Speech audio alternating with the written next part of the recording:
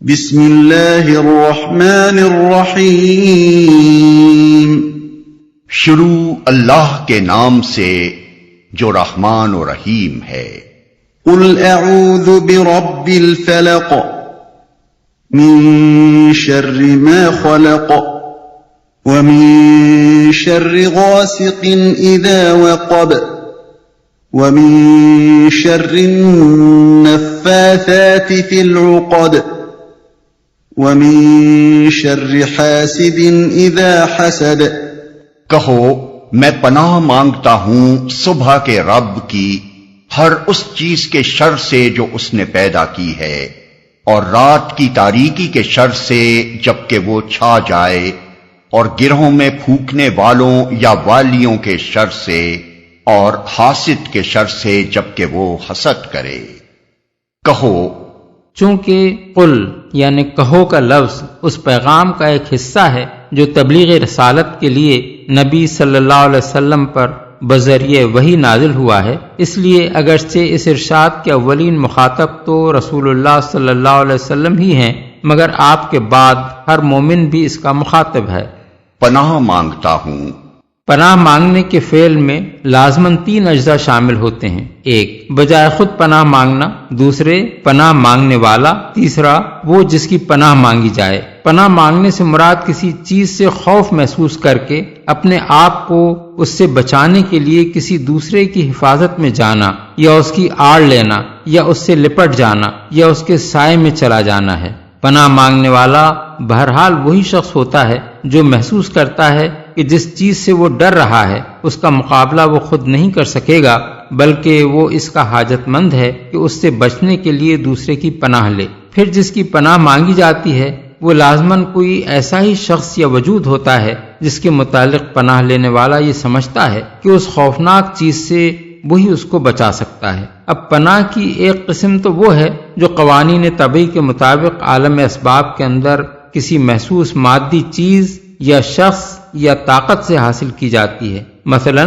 دشمن کے حملے سے بچنے کے لیے کسی قلعے میں پناہ لینا، یا گولیوں کی بوچھاڑ سے بچنے کے لیے خندق یا کسی دمدمے یا کسی دیوار کی آڑ لینا، یا کسی طاقتور ظالم سے بچنے کے لیے کسی انسان یا قوم یا حکومت کے پاس پناہ لینا، یا دھوپ سے بچنے کے لیے کسی درخت یا عمارت کے سائے میں پناہ لینا۔ بخلاف اس کے دوسری قسم وہ ہے جس میں ہر طرح کے خطرات اور ہر طرح کی مادی، اخلاقی یا روحانی مضرتوں اور نقصان رساں چیزوں سے کسی فوق الفطری ہستی کی پناہ اس عقیدے کی بنا پر مانگی جاتی ہے کہ وہ ہستی عالم اسباب پر حکمراں ہے، اور بالاتر از حس و ادراک طریقے سے وہ اس شخص کی ضرور حفاظت کر سکتی ہے جو اس کی پناہ ڈھونڈ رہا ہے۔ پناہ کی یہ دوسری قسم ہی نہ صرف سورہ فلق اور سورہ ناس میں مراد ہے، بلکہ قرآن اور حدیث میں جہاں بھی اللہ تعالیٰ کی پناہ مانگنے کا ذکر کیا گیا ہے اس سے مراد یہی خاص قسم کی پناہ ہے۔ اور عقیدہ توحید کا لازمہ یہ ہے کہ اس نوعیت کا تعوذ یا استعاذہ یعنی پناہ مانگنا اللہ کے سوا کسی اور سے نہ کیا جائے۔ مشرکین اس نوعیت کا تحفظ اللہ کے سوا دوسری ہستیوں مثلا جنوں یا دیویوں اور دیوتاؤں سے مانگتے تھے، اور آج بھی مانگتے ہیں۔ مادہ پرست لوگ اس کے لیے بھی مادی ذرائع و وسائل ہی کی طرف رجوع کرتے ہیں، کیونکہ وہ کسی فوق الفطری طاقت کے قائل نہیں ہیں، مگر مومن ایسی تمام آفات و بلیات کے مقابلے میں جن کو دفع کرنے پر وہ خود اپنے آپ کو قادر نہیں سمجھتا، صرف اللہ کی طرف رجوع کرتا اور اسی کی پناہ مانگتا ہے۔ مثال کے طور پر مشرکین کے متعلق قرآن میں بیان کیا گیا ہے وَأَنَّهُ كَانَ رِجَالٌ مِّنَ الْإِنسِ يَعُوذُونَ بِرِجَالٍ مِّنَ الْجِنِّ، یعنی اور یہ کہ انسانوں میں سے کچھ لوگ جنوں میں سے کچھ لوگوں کی پناہ مانگا کرتے تھے، سورہ الجن آیت 6۔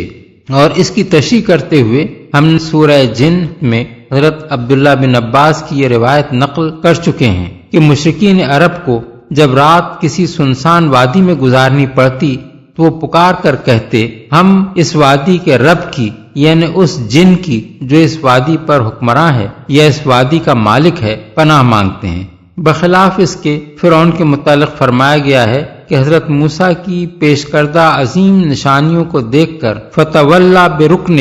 یعنی وہ اپنے بلبوتے پر اکڑ گیا۔ سورہ الذاریات آیت 39۔ لیکن خدا پرستوں کا رویہ قرآن میں یہ بتایا گیا ہے کہ جس چیز کا بھی وہ خوف محسوس کرتے ہیں، خواہ وہ مادی ہو یا اخلاقی یا روحانی، اس کے شر سے بچنے کے لیے وہ خدا کی پناہ مانگتے ہیں۔ چنانچہ حضرت مریم کے متعلق بیان ہوا ہے کہ جب اچانک تنہائی میں خدا کا فرشتہ ایک مرد کی شکل میں ان کے سامنے آیا، جبکہ وہ نہ جانتی تھیں کہ یہ فرشتہ ہے، تو انہوں نے کہا اعوذ بالرحمن منک ان کنت تقیا، یعنی اگر تو خدا سے ڈرنے والا آدمی ہے تو میں تجھ سے خدا رحمان کی پناہ مانگتی ہوں۔ سورہ مریم آیت 18۔ حضرت نوح نے جب اللہ تعالیٰ سے ایک بیجا دعا کی اور جواب میں اللہ کی طرف سے ان پر ڈانٹ پڑی تو انہوں نے فوراً عرض کیا رب انی اعوذ بک ان اسألک ما لیس لی بہ علم، یعنی میرے رب میں تیری پناہ مانگتا ہوں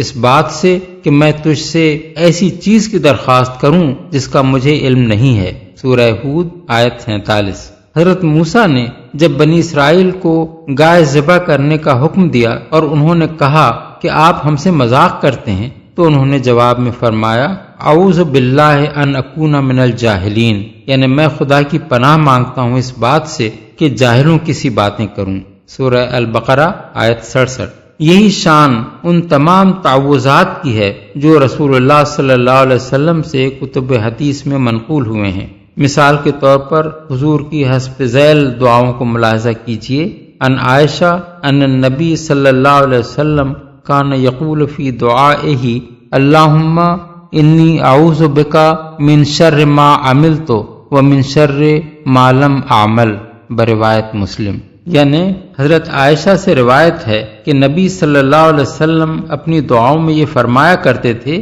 کہ خدایا میں تیری پناہ مانگتا ہوں ان کاموں کے شر سے جو میں نے کیے اور ان کاموں کے شر سے جو میں نے نہیں کیے، یعنی اگر میں نے کوئی غلط کام کیا ہے تو اس کے برے نتیجے سے پناہ مانگتا ہوں، اور اگر کوئی کام جو کرنا چاہیے تھا میں نے نہیں کیا تو اس کے نقصان سے بھی پناہ مانگتا ہوں، یا اس بات سے پناہ مانگتا ہوں کہ جو کام نہ کرنا چاہیے وہ میں کبھی کر گزروں۔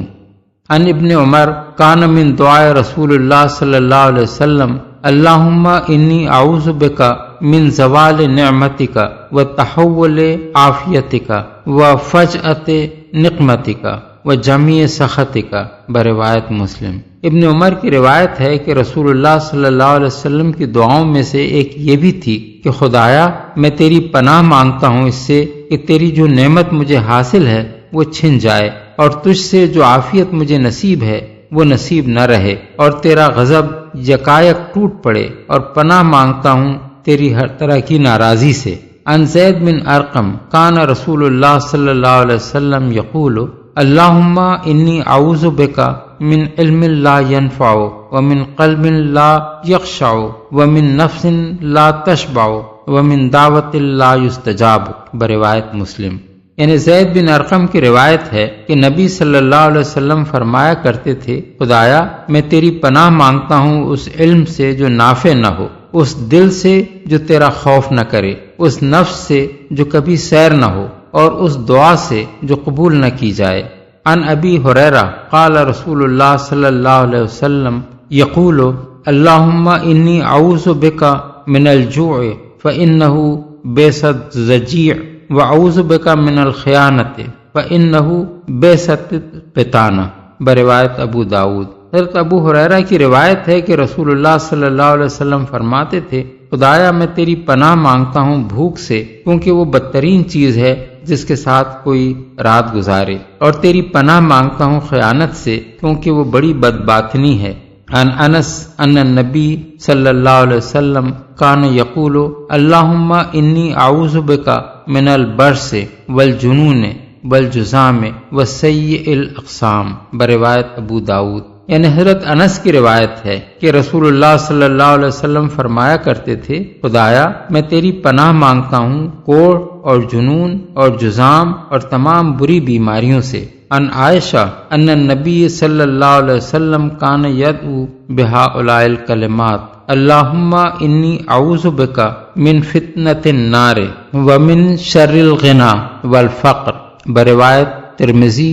و ابو داود۔ یعنی حضرت عائشہ کی روایت ہے کہ حضور ان کلمات کے ساتھ دعا مانگا کرتے تھے: خدایا میں تیری پناہ مانگتا ہوں آگ کے فتنے سے اور مالداری اور مفلسی کے شر سے۔ عن قطبہ بن مالک کان النبی صلی اللہ علیہ وسلم یقول اللہم انی اعوذ بک من منکرات الاخلاق والاعمال والاہواء، روایت ترمذی۔ قطبہ بن مالک کہتے ہیں کہ نبی صلی اللہ علیہ وسلم فرمایا کرتے تھے: خدایا میں برے اخلاق اور برے اعمال اور بری خواہشات سے تیری پناہ مانگتا ہوں۔ شکل بن حمید نے حضور سے عرض کیا: مجھے کوئی دعا بتائیے۔ فرمایا: کہو اللہم انی اعوذ بک من شر سمعی ومن شر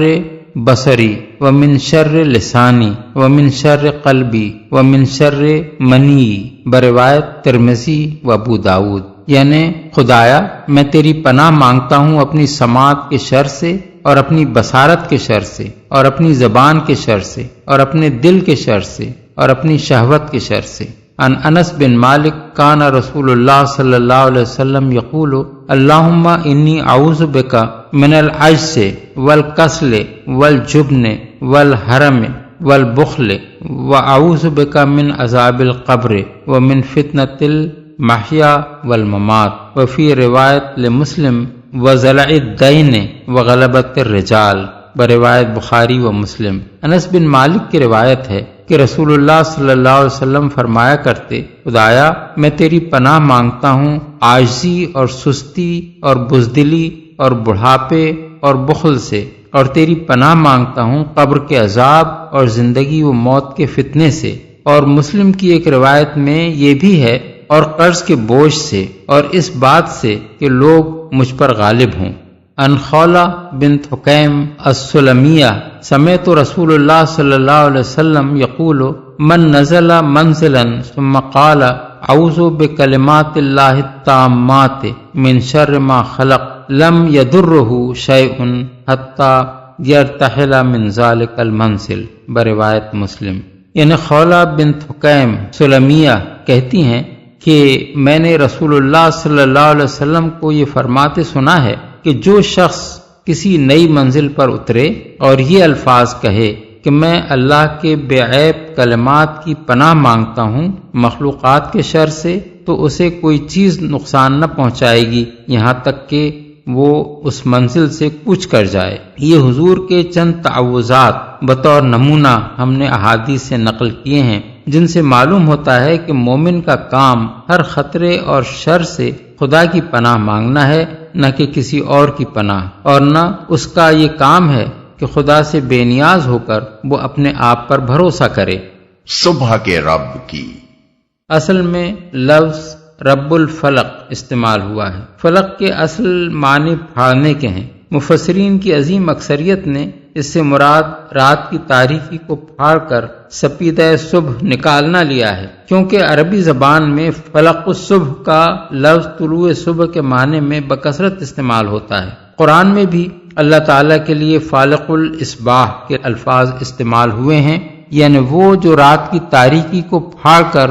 صبح نکالتا ہے۔ سورہ الانعام آیت 96۔ فلق کے دوسرے معنی خلق بھی لیے گئے ہیں، کیونکہ دنیا میں جتنی چیزیں بھی پیدا ہوتی ہیں وہ کسی نہ کسی چیز کو پھاڑ کر نکلتی ہیں۔ تمام نباتات بیج اور زمین کو پھاڑ کر اپنی کونپل نکالتے ہیں۔ تمام حیوانات یا تو رحم مادر سے برآمد ہوتے ہیں یا انڈا توڑ کر نکلتے ہیں، یا کسی اور مانع ظہور چیز کو چیر کر باہر آتے ہیں۔ تمام چشمے پہاڑ یا زمین کو شق کر کے نکلتے ہیں۔ دن رات کا پردہ چاک کر کے نمودار ہوتا ہے۔ بارش کے قطرے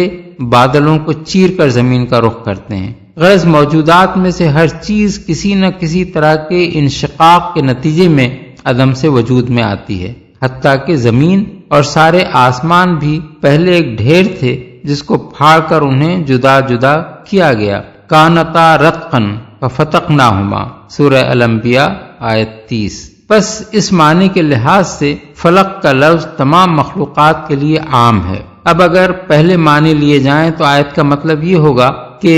میں طلوع صبح کے مالک کی پناہ لیتا ہوں اور دوسرے معنی لیے جائیں تو مطلب ہوگا میں تمام خلق کے رب کی پناہ لیتا ہوں۔ اس جگہ اللہ تعالیٰ کا اسم ذات چھوڑ کر اس کا اسم صفت رب اس لیے استعمال کیا گیا ہے کہ پناہ مانگنے کے ساتھ اللہ تعالیٰ کے رب یعنی مالک و پروردگار اور آقا و مربی ہونے کی صفت زیادہ مناسبت رکھتی ہے۔ پھر رب الفلق سے مراد اگر طلوع صبح کا رب ہو تو اس کی پناہ لینے کے معنی یہ ہوں گے کہ جو رب تاریکی کو چھانٹ کر صبح روشن نکالتا ہے میں اس کی پناہ لیتا ہوں تاکہ وہ تمام آفات کے ہجوم کو چھانٹ کر میرے لیے عافیت پیدا کر دے۔ اور اگر اس سے مراد رب خلق ہو تو معنی یہ ہوں گے کہ میں ساری خلق کے مالک کی پناہ لیتا ہوں تاکہ وہ اپنی مخلوق کے شر سے مجھے بچائے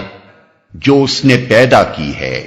بالفاظ دیگر تمام مخلوقات کے شر سے میں اس کی پناہ مانگتا ہوں۔ اس فقرے میں چند باتیں قابل غور ہیں۔ اول یہ کہ شر کو پیدا کرنے کی نسبت اللہ کی طرف نہیں کی گئی بلکہ مخلوقات کی پیدائش کی نسبت اللہ کی طرف اور شر کی نسبت مخلوقات کی طرف کی گئی ہے۔ یعنی یہ نہیں فرمایا کہ ان شرور سے پناہ مانگتا ہوں جو اللہ نے پیدا کیے ہیں بلکہ یہ فرمایا کہ ان چیزوں کے شر سے پناہ مانگتا ہوں جو اس نے پیدا کی ہیں۔ اس سے معلوم ہوا کہ اللہ تعالیٰ نے کسی مخلوق کو شر کے لیے پیدا نہیں کیا ہے بلکہ اس کا ہر کام خیر اور کسی مصلحت ہی کے لیے ہوتا ہے۔ البتہ مخلوقات کے اندر جو اوصاف اس نے اس لیے پیدا کیے ہیں کہ ان کی تخلیق کی مصلحت پوری ہو، ان سے بعض اوقات اور بعض اقسام کی مخلوقات سے اکثر شر رونما ہوتا ہے۔ دوم یہ کہ اگر صرف اسی ایک فقرے پر اکتفا کیا جاتا اور بعد کے فقروں میں خاص قسم کی مخلوقات کے شرور سے الگ الگ خدا کی پناہ مانگنے کا نہ بھی ذکر کیا جاتا تو یہ فقرہ مدعا پورا کرنے کے لیے کافی تھا، کیونکہ اس میں ساری ہی مخلوقات کے شر سے خدا کی پناہ مانگ لی گئی ہے۔ اس عام استعاذے کے بعد چند مخصوص شرور سے پناہ مانگنے کا ذکر خود بخود یہ معنی دیتا ہے کہ ویسے تو میں خدا کی پیدا کی ہوئی ہر مخلوق کے شر سے خدا کی پناہ مانگتا ہوں، لیکن خاص طور پر وہ چند شرور جن کا ذکر سورہ فلق کی باقی آیات اور سورہ ناس میں کیا گیا ہے ایسے ہیں جن سے خدا کی امان پانے کا میں بہت محتاج ہوں۔ سوم یہ کہ مخلوقات کے شر سے پناہ حاصل کرنے کے لیے موزوں ترین اور مؤثر ترین استعاذہ اگر کوئی ہو سکتا ہے تو وہ یہ ہے کہ ان کے خالق کی پناہ مانگی جائے، کیونکہ وہ بہرحال اپنی مخلوق پر غالب ہے اور ان کے ایسے شرور کو بھی جانتا ہے جنہیں ہم جانتے ہیں اور ایسے شرور سے بھی واقف ہے جنہیں ہم نہیں جانتے۔ لہذا اس کی پناہ گویا اس حاکم اعلیٰ کی پناہ ہے جس کے مقابلے کی طاقت کسی مخلوق میں نہیں ہے، اور اس کی پناہ مانگ کر ہم ہر مخلوق کے ہر شر سے اپنا بچاؤ کر سکتے ہیں، خواہ وہ ہمیں معلوم ہو یا نہ ہو۔ نیز اس میں دنیا ہی کے نہیں آخرت کے بھی ہر شر سے استعاذہ شامل ہے۔ چہارم یہ کہ شر کا لفظ نقصان، ضرر، تکلیف اور الم کے لیے بھی استعمال ہوتا ہے، اور ان اسباب کے لیے بھی جو نقصان و ضرر اور تکلیف و الم کے موجب ہوتے ہیں، مثلا بیماری، بھوک، کسی حادثے یا جنگ میں زخمی ہونا، آگ سے جل جانا، سانپ بچھو وغیرہ سے ڈسا جانا، اولاد کی موت کے غم میں مبتلا ہونا اور ایسے ہی دوسرے شرور پہلے معنی میں شر ہیں کیونکہ یہ بجائے خود تکلیف اور اذیت ہیں، بخلاف اس کے مثال کے طور پر کفر، شرک اور ہر قسم کے گناہ اور ظلم دوسرے معنی میں شر ہیں کیونکہ ان کا انجام نقصان اور ضرر ہے، اگرچہ بظاہر ان سے فی الوقت کوئی تکلیف نہ پہنچتی ہو بلکہ بعض گناہوں سے لذت ملتی یا نفع حاصل ہوتا ہو۔ پس شر سے پناہ مانگنا ان دونوں مفہومات کا جامع ہے۔ پنجم یہ کہ شر سے پناہ مانگنے میں دو مفہوم اور بھی شامل ہیں۔ ایک یہ کہ جو شر واقع ہو چکا ہے بندہ اپنے خدا سے دعا مانگ رہا ہے کہ وہ اسے دفع کر دے، دوسرے یہ کہ جو شر واقع نہیں ہوا ہے بندہ یہ دعا مانگ رہا ہے کہ خدا مجھے اس شر سے محفوظ رکھے جبکہ وہ چھا جائے۔ مخلوقات کے شر سے عموماً خدا کی پناہ مانگنے کے بعد اب بعض خاص مخلوقات کے شر سے خصوصیت کے ساتھ پناہ مانگنے کی تلقین کی جا رہی ہے۔ آیت میں غاسق اذا وقب کے الفاظ استعمال ہوئے ہیں۔ غاسق کے لغوی معنی تاریک کے ہیں، چنانچہ قرآن میں ایک جگہ ارشاد ہوا ہے اقم الصلاۃ لدلوک الشمس الی غسق اللیل، یعنی نماز قائم کرو زوال آفتاب کے وقت سے رات کے اندھیرے تک، سورہ بنی اسرائیل آیت 78۔ اور وقبہ کے معنی داخل ہونے یا چھا جانے کے ہیں۔ رات کی تاریکی کے شر سے خاص طور پر اس لیے پناہ مانگنے کی تلقین کی گئی ہے کہ اکثر جرائم اور مظالم رات ہی کے وقت ہوتے ہیں، موذی جانور بھی رات ہی کو نکلتے ہیں، اور عرب میں طوائف الملوکی کا جو حال ان آیات کے نزول کے وقت تھا اس میں تو رات بڑی خوفناک چیز تھی۔ اس کے اندھیرے میں چھاپا مار نکلتے تھے اور بستیوں پر غارت گری کے لیے ٹوٹ پڑتے تھے۔ جو لوگ رسول اللہ صلی اللہ علیہ وسلم کی جان کے درپے تھے وہ بھی رات ہی کے وقت آپ کو قتل کر دینے کی تجویزیں سوچا کرتے تھے تاکہ قاتل کا پتہ نہ چل سکے۔ اس لیے ان تمام شرور و آفات سے خدا کی پناہ مانگنے کا حکم دیا گیا جو رات کے وقت نازل ہوتی ہیں۔ یہاں اندھیری رات کے شر سے طلوع فجر کے رب کی پناہ مانگنے میں جو لطیف مناسبت ہے وہ کسی صاحب نظر سے پوشیدہ نہیں رہ سکتی۔ اس آیت کی تفسیر میں ایک اشکال یہ پیش آتا ہے کہ متعدد صحیح احادیث میں حضرت عائشہ کی یہ روایت آئی ہے کہ رات کو چاند نکلا ہوا تھا، رسول اللہ صلی اللہ علیہ وسلم نے میرا ہاتھ پکڑ کر اس کی طرف اشارہ کیا اور فرمایا کہ اللہ کی پناہ مانگو، حاضل غاسق اذا وقب، یعنی یہ الغاسق اذا وقبہ ہے، بروایت احمد، ترمذی، نسائی، ابن جریر، ابن المنذر، حاکم اور ابن مردویہ۔ اس کی تعویل میں بعض لوگوں نے کہا ہے کہ اذا وقبہ کا مطلب یہاں اذا خسفہ ہے، یعنی جب وہ گہنا جائے یا چاند گرہن اس کو ڈھانک لے، لیکن کسی روایت میں بھی یہ نہیں آیا ہے کہ جس وقت حضور نے چاند کی طرف اشارہ کر کے یہ بات فرمائی تھی اس وقت وہ گرہن میں تھا۔ اور لغت عرب میں بھی اذا وقبہ کے معنی اذا خسفہ کسی طرح نہیں ہو سکتے۔ ہمارے نزدیک اس حدیث کی صحیح تعویل یہ ہے کہ چاند نکلنے کا وقت چونکہ رات ہی کو ہوتا ہے، دن کو اگر چاند آسمان پر ہوتا بھی ہے تو روشن نہیں ہوتا، اس لیے حضور کے ارشاد کا مطلب یہ ہے کہ اس کے یعنی چاند کے آنے کے وقت یعنی رات سے خدا کی پناہ مانگو، کیونکہ چاند کی روشنی مدافعت کرنے والے کے لیے اتنی مددگار نہیں ہوتی جتنی حملہ کرنے والے کے لیے ہوتی ہے، اور جرم کا شکار ہونے والے کے لیے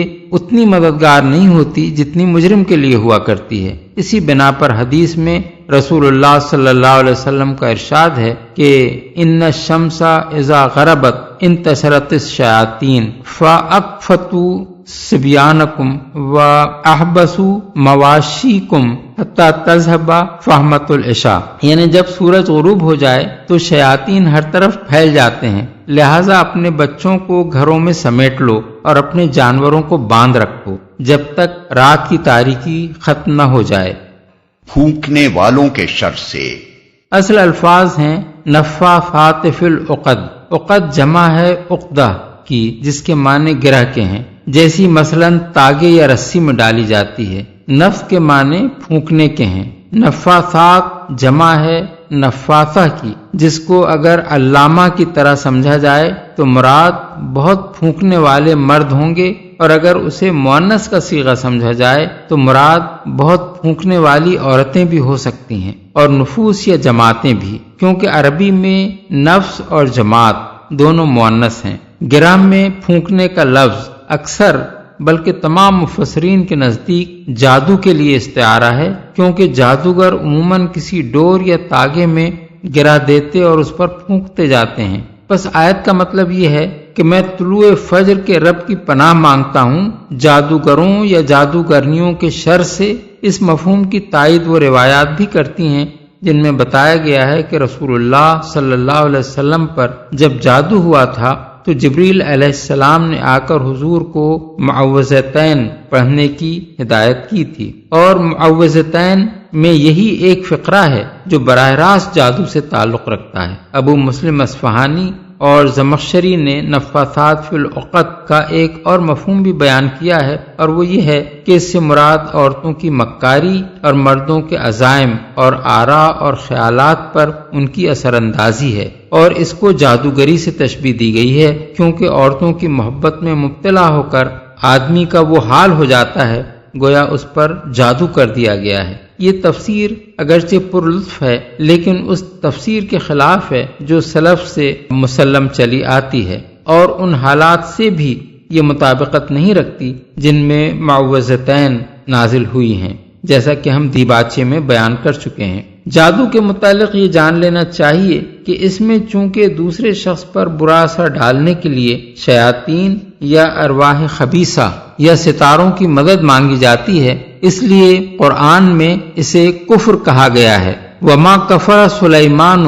ولکن الشیاطین کفروا یعلمون الناس السحر، یعنی سلیمان نے کفر نہیں کیا تھا بلکہ شیاطین نے کفر کیا تھا، وہ لوگوں کو جادو سکھاتے تھے۔ سورہ البقرہ آیت 102۔ لیکن اگر اس میں کوئی کلمہ کفر یا کوئی فعل شرک نہ بھی ہو تو وہ بالاتفاق حرام ہے، اور نبی صلی اللہ علیہ وسلم نے اسے 7 ایسے کبیرہ گناہوں میں شمار کیا ہے جو انسان کی آخرت کو برباد کر دینے والے ہیں۔ بخاری و مسلم میں حضرت ابو ہریرہ کی روایت ہے کہ حضور نے فرمایا 7 غارت گر چیزوں سے پرہیز کرو۔ لوگوں نے پوچھا وہ کیا ہیں یا رسول اللہ؟ فرمایا خدا کے ساتھ کسی کو شریک کرنا، جادو، کسی ایسی جان کو ناحق قتل کرنا جسے اللہ نے حرام کیا ہے، سود کھانا، یتیم کا مال کھانا، جہاد میں دشمن کے مقابلے سے پیٹ پھیر کر بھاگ نکلنا، اور بھولی بھالی عفیف مومن عورتوں پر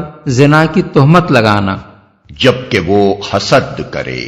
حسد کا مطلب یہ ہے کہ کسی شخص کو اللہ نے جو نعمت یا فضیلت یا خوبی عطا کی ہو اس پر کوئی دوسرا شخص جلے اور یہ چاہے کہ وہ اس سے سلب ہو کر حاسد کو مل جائے، یا کم از کم یہ کہ اس سے ضرور چھن جائے۔ البتہ حسد کی تعریف میں یہ بات نہیں آتی کہ کوئی شخص یہ چاہے کہ جو فضل دوسرے کو ملا ہے وہ مجھے بھی مل جائے۔ یہاں حاسد کے شر سے اللہ تعالیٰ کی پناہ اس حالت میں مانگی گئی ہے جبکہ وہ حسد کرے، یعنی اپنے دل کی آگ بجھانے کے لیے قول یا عمل سے کوئی اقدام کرے، کیونکہ جب تک وہ کوئی اقدام نہیں کرتا اس وقت تک اس کا جلنا بجائے خود چاہے برا صحیح مگر محسود کے لیے ایسا شر نہیں بنتا کہ اس سے پناہ مانگی جائے۔ پھر جب ایسا شر کسی حاسد سے ظاہر ہو تو اس سے بچنے کے لیے اولین تدبیر یہ ہے کہ اللہ کی پناہ مانگی جائے۔ اس کے ساتھ حاسد کے شر سے امان پانے کے لیے چند چیزیں اور بھی مددگار ہوتی ہیں۔